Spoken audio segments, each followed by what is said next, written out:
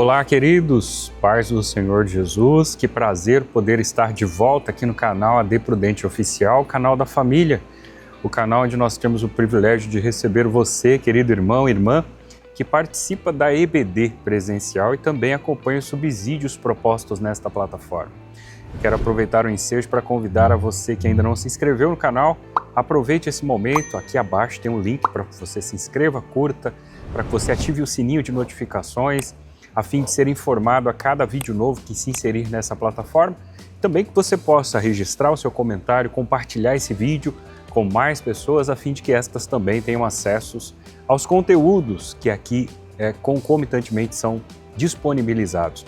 Nós somos a Assembleia de Deus Ministério do Belém, no campo de Presidente Prudente. Nosso pastor é o pastor Samuel Padilha de Siqueira e eu quero, com muita alegria em seu nome, registrar os cumprimentos e poder recebê-los aqui em audiência. Hoje nós encerraremos o terceiro trimestre de 2024, onde falamos sobre o Deus que governa o mundo e cuida da família, ensinamentos extraídos com especificidade dos livros Ruth e Esther, e fomos abençoados sob a instrumentalidade do pastor Silas Queiroz. Foi muito bom ter você com a gente. A expectativa, querendo Deus, é que nos próximos programas, no próximo trimestre, a gente possa se encontrar novamente. Mas hoje, com especificidade, nós vamos estudar sobre Esther, a portadora das boas novas. E nós temos as leituras comumente iniciais. A leitura inicial é a do textuário, Esther capítulo 8, versículo 16, que diz: "E para os judeus houve luz, e alegria, e gozo, e honra." A verdade prática, por sua vez, afirma que o Senhor é poderoso para transformar trevas em luz, tristeza em alegria, angústia em júbilo, humilhação em honra. A leitura bíblica em classe está no livro de Esther, capítulo 8, versículos 4 a 8, capítulo 9, versos 29 ao 31, e, por fim, capítulo 10, dos versos 1 a 3. Mas para dialogar com vocês, introduzindo e comentando o pedido de defesa aos judeus e a concessão do rei, eu quero convidar para esse ambiente nosso nobilíssimo amigo, pastor William Enoch. É contigo, pastor William. Muito obrigado, pastor Diego. Querido irmão, querida irmã, que alegria estarmos juntos e hoje encerrando o nosso trimestre. Eu tenho certeza que foi um trimestre de crescimento, de edificação, e estamos agradecendo a Deus por estar com você aqui no nosso canal, agradecendo nosso pastor presidente, pastor Samuel Padilha, pela oportunidade, e a nossa alegria é em poder fazermos juntos alguma coisa para Deus. Vamos ao primeiro tópico, o pedido de defesa aos judeus e a concessão do rei. Eu tenho certeza, aprendemos muito nesses 3 meses sobre a ação de Deus, esse tema, o Deus que governa o mundo, mas que nunca abre mão de cuidar da família.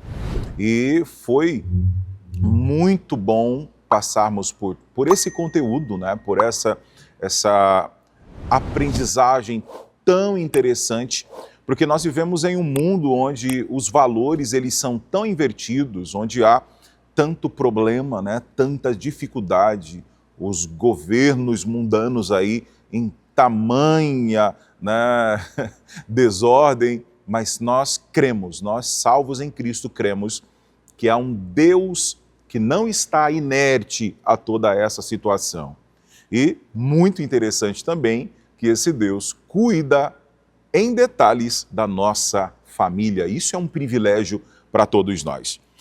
Esther é marcada pelo altruísmo, mas também pela humildade, não se precipita, é uma serva dedicada a Deus. E agora, a humildade de Esther e a sua súplica nos permite entender, porque o próprio Assuero, quando informado da gravidade do decreto redigido por Amã e assinado com o seu anel, no dia 13 do 12º mês, o mês de Adar, que é entre fevereiro e março do nosso calendário aqui, os inimigos dos judeus poderiam matá-los em todas aquelas 127 províncias do Império Persa. O que é que então poderia ser feito para evitar esse extermínio em massa? De maneira reverente, com toda a humildade, Esther, ela faz um pedido ao rei, ela implora, ela suplica, ela pede ao rei para que ele então derrubasse, revogasse aquela ordem, para que a intenção de Amã, o plano de Amã caísse por terra. E Assuero fez ver à rainha que já havia tomado as medidas que estavam ao seu alcance, como o enforcamento do Amã, mas que não poderia agora, porque a própria tradição não permitia, ele não poderia revogar um decreto assinado. Havia ainda um desafio para os judeus. Então, era uma situação muito complexa, era muito difícil resolver. Mas o que nós aprendemos aqui? Que confiar em Deus não nos isenta de fazer a nossa parte. Observe que, para Esther pedir ao rei, implorar ao rei, demandou bastante coragem, ousadia, né? Fazer essa súplica, porque é um pedido de defesa. Então, isso cabia a ela, por mais que era algo complexo, difícil, mas cabia fazer. Então, nessa lição, nós estamos aprendendo que aquilo que é da nossa responsabilidade e da nossa alçada, isso deve ser feito. Eu não devo esperar que as coisas aconteçam de maneira aleatória. Tudo aquilo que eu tenho que fazer e está ao meu alcance, eu devo avançar, eu devo lutar, eu devo implorar, devo pedir, porque nós confiamos em Deus, mas também tem aquilo que é a nossa responsabilidade. Bom, o segundo item é sobre a segurança jurídica e apesar de todos os aspectos, né, tirânicos, todo esse caráter de muita tirania, autoritário, excêntrico dos reis da Pérsia, como o próprio rei Assuero, havia um limite para as ações deles, o império da lei dos medos e persas. Dário, que é o pai de Assuero, viveu uma experiência parecida e ele também não violou nenhuma norma. Mesmo estimando muito a Daniel, não pode livrá-lo da cova dos leões. Em qualquer nação, todos devem estar sujeitos às leis. Jesus é quem nos dá o maior exemplo disso. Ele diz, é Jesus quem diz, né? Eu vim não para abolir, não para abrogar, não para descumprir, mas eu vim para cumprir a lei. Nos países democráticos, como o Brasil, todos os aspectos da vida pública, da vida privada, são regrados por um ordenamento jurídico. Estamos debaixo de uma Constituição Federal que vincula a todos nós. Isso é necessário para que haja previsibilidade, mas também o que nós ouvimos muito hoje, né? A insegurança jurídica. Então, para que exista a segurança jurídica, todos devem estar submetidos a um ordenamento jurídico. Então, nenhuma pessoa, nenhum poder está acima da Constituição Federal. Ninguém pode agir de modo a violá-la. As alterações constitucionais possíveis somente podem ser feitas pelo parlamento, onde atuam os representantes eleitos pelo povo, e essa, pelo menos, é a moldura constitucional. Qual é o desafio de todos nós enquanto igreja? É de orar pelas autoridades do nosso país. Sim, orar. Ah, mas William, eu não gosto da autoridade A, não gosto da autoridade B. Pois é, nem sempre está associado ao nosso gostar. Veja bem que a recomendação bíblica é orar pelos homens em eminência. Fazemos orações, deprecações, intercessões, para que tenhamos uma vida quieta e sossegada. Então, ore pelo Brasil, ore pelas autoridades constituídas, ore para que as forças de segurança tenham equidade, equilíbrio, para que o crime não domine a nossa nação. Ore para que os legisladores também tenham equilíbrio, para que tenham respeito, para que zelem pela ética, pela moral, para que sejam de fato submetidos à Constituição Federal. É papel da igreja orar e interceder. O item 3, o direito de defesa. Assuero não podia revogar o decreto, mas ele emitiu um outro decreto, uma espécie de contraordem, que agora dava permissão aos judeus de exercerem o seu direito de defesa diante de seus inimigos no dia assinalado no decreto anterior. O texto nos faz entender que havia todo o reino grupos sistematicamente hostis aos judeus. E não era, portanto, uma vingança gratuita e indiscriminada. A ordem foi enviada para todas as províncias e produziu muita alegria entre os judeus, mas também temor entre todos os povos. Então, os judeus, eles se assenhorearam deles, inclusive ajudados pelos nobres e todos os maiorais das províncias que haviam ouvido falar de Mardoqueu e o temiam. Então, somente em Suzã, que é uma pequena cidade, foram mortos 500 homens, incluindo dos filhos de Amã, 75 mil em todo o reino persa, e no dia seguinte, mais 300 mortos na cidade de Suzã. Então, esse primeiro tópico nos ensina que a rainha Esther, ela humildemente, ela suplicou, ela pediu tanto a segurança jurídica para que tivessem condição de exercer o direito de defesa. Então, Deus age. Todas as vezes que nós olhamos para a Bíblia e vemos esses exemplos, nós vemos a ação de Deus. E em muitas delas, sempre também por intermédio de uma mulher altruísta como Esther, de homens de Deus que foram ousados e corajosos. Então, que possamos compreender isso e continuar servindo a Deus com alegria. Pois bem, queridos, cá estamos de volta para tecer uma consideração do tópico 2 da narrativa de hoje. Como disse há pouco, na introdução da nossa aula, nós temos tido o privilégio de fazer o desfecho desse terceiro trimestre, que foi de grande valia para nós, e eu suponho que tenha sido para você também, enquanto ouvinte, enquanto estudante, enquanto professor da EBD. Foi um prazer poder partilhar com vocês parte do conteúdo exposto pelo pastor Queiroz e, sob a ótica que o Senhor deu ao pastor William, a mim, pudemos partilhar com vocês a fim de subsidiá-los de alguma forma. O tópico 2 falará sobre a rainha Esther, que escreve boas notícias para o seu povo. O desfecho é um desfecho feliz, e assim também o será para todos os cristãos que aguardam a vinda de nosso Senhor e Salvador Jesus Cristo. A nossa trajetória, ela é cercada e permeada por inúmeros desafios, guardadas as devidas proporções, talvez não sejam idênticos e muito possivelmente não o são aos de Esther, mas cada qual em seu tempo, cada qual em seu nicho, enfrenta inúmeros desafios. Mas o desfecho, que é a aguardada vinda de Cristo Jesus, será semelhante a esse, um desfecho com boas notícias, com boas novas, com as bodas do Cordeiro.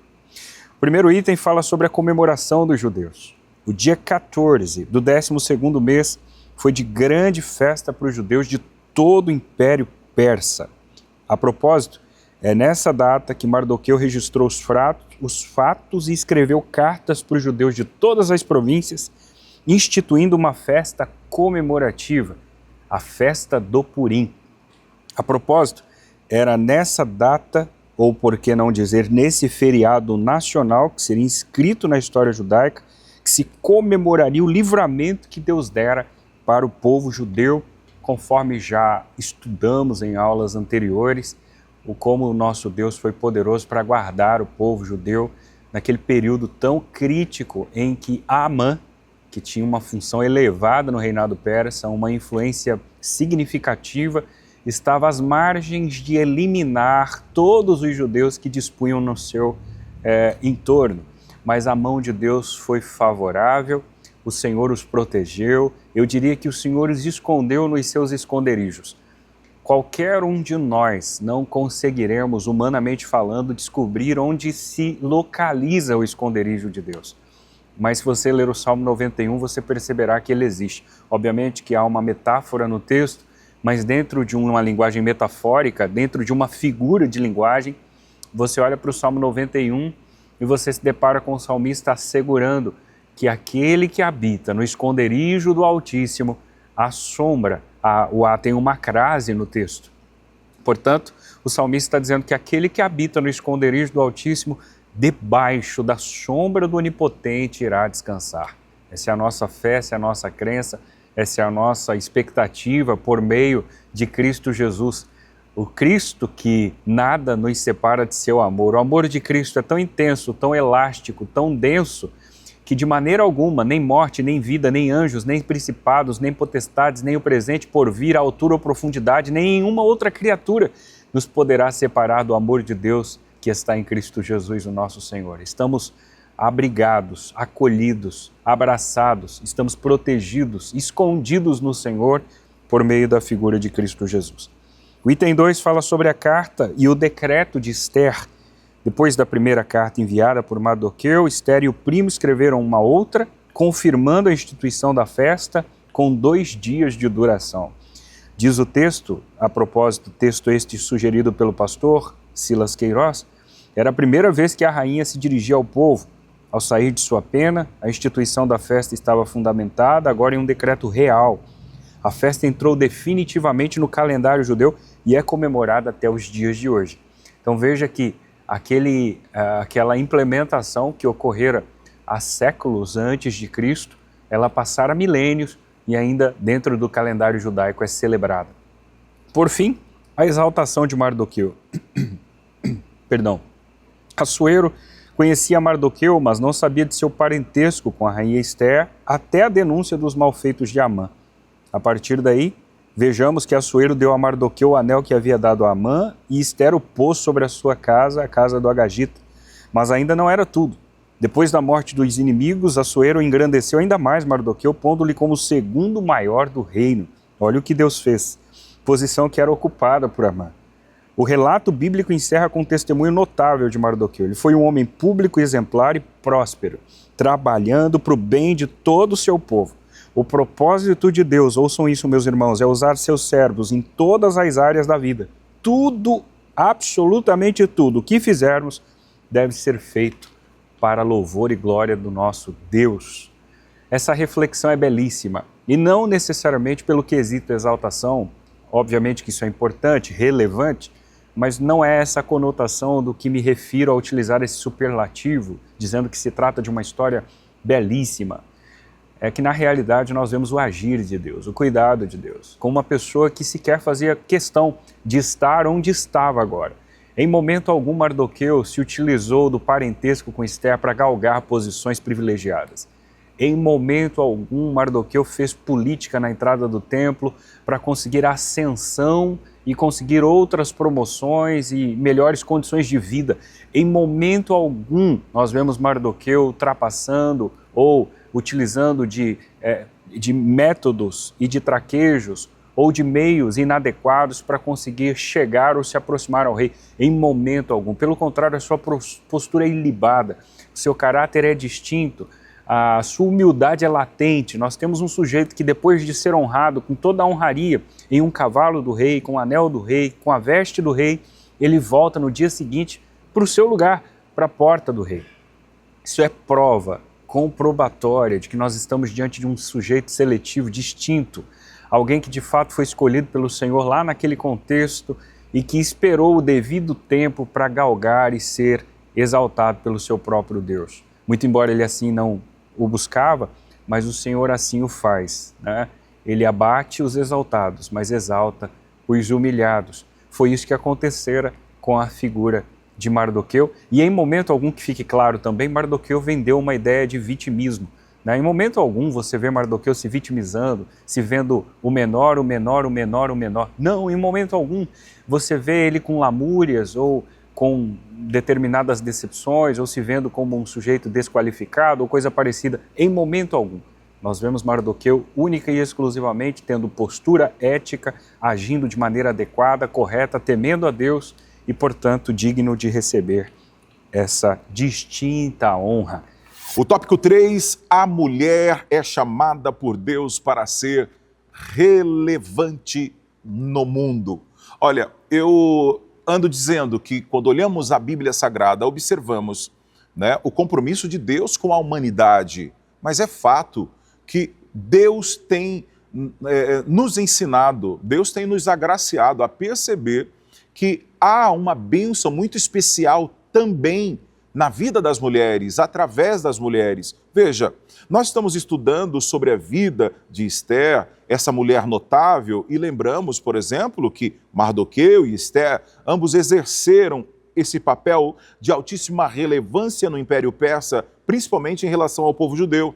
E para isso, em relação a todo esse contexto, em todas as regras existentes naquele período, nós aprendemos que não foi preciso uma disputa, não foi preciso uma inversão de papéis. Esther chegou ao cargo de rainha debaixo de um respeito, de uma nobreza, de muito equilíbrio em relação a tudo isso. E aí ela sempre demonstrava muita obediência, muita honra ao primo Mardoqueu, que ele havia criado como filha. E na condição de rainha, ela soube ser uma mulher humilde, ela soube desenvolver prudência, ela soube manter um caráter de reverência, de temor, e tinha uma vida honrada, tinha uma vida de muito equilíbrio,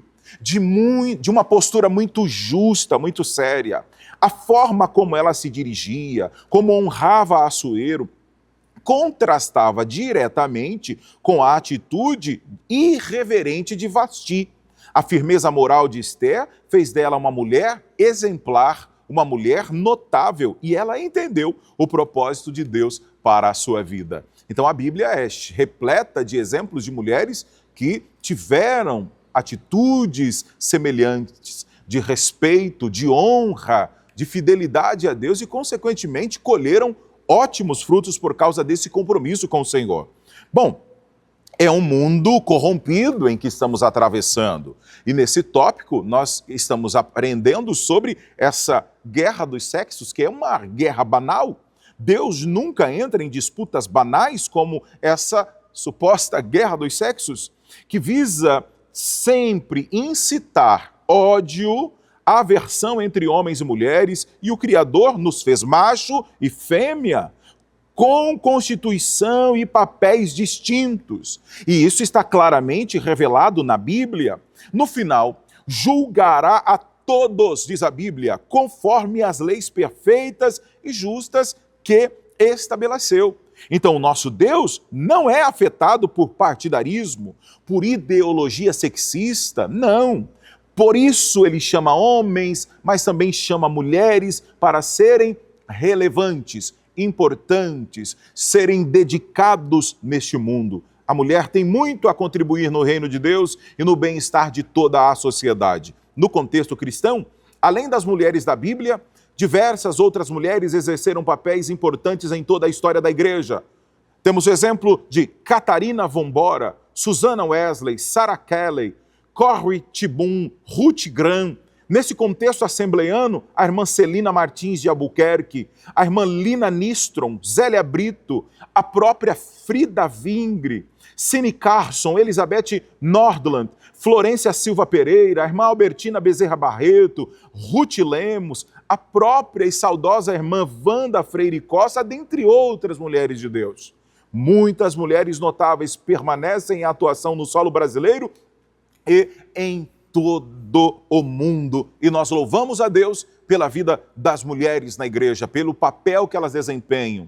Inicia-se um trabalho missionário, uma congregação, uma igreja. Qual é o departamento que inicia-se junto com o pastor? O ciclo de oração, as mulheres de oração. Então, nós temos esse compromisso de continuar servindo a Deus em família, sem guerra, sem competição, sem nenhuma situação contrária. Que o Senhor Jesus nos guarde.